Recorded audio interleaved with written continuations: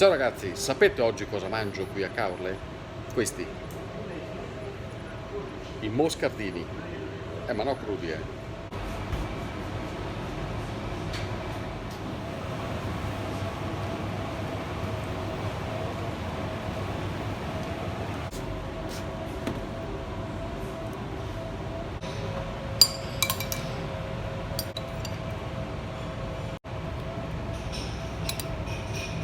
Ok, fermo.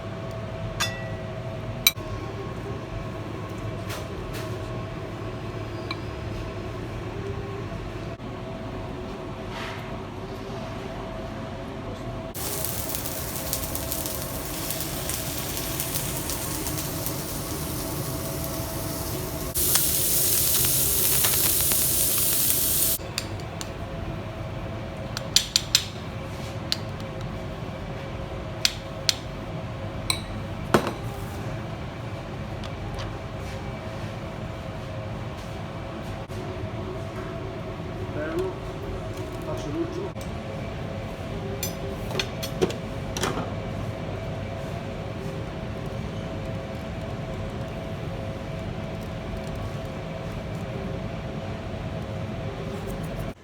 Sono idee semplici, però grazie a Leonard diventano dei piatti ricercati e molto saporiti. Questi ad esempio cosa sono, Leonard? Questa è un'insalata di moscardino fatta con le patate dadini, pomodorini, olive taggiasche, cipolle tropea e un pesto al profumo di tartufo fatto da noi altri. Il tartufo con i moscardini. E questo invece? Sì, questa è una crema di patate al zafferano e il moscardino scottato leggermente in piastra per dare croccantezza con il pistacchio di Bronte e i pistilli di zafferano. Avevo ragione no, a dire che l'arameo cotti. Ma anche qua budea. O Crudi? crudi. Davvero? Sì, anche crudi sono buoni. St'altra volta, ok? Va bene? St'altra volta. Te li faccio assaggiare. Intanto comincio con questi, guardate che belli, sono veramente belli e colorati. Complimenti Leonard, Grazie, veramente grazie belli. mille, grazie. Viva i moscardini, ciao ragazzi! Forever.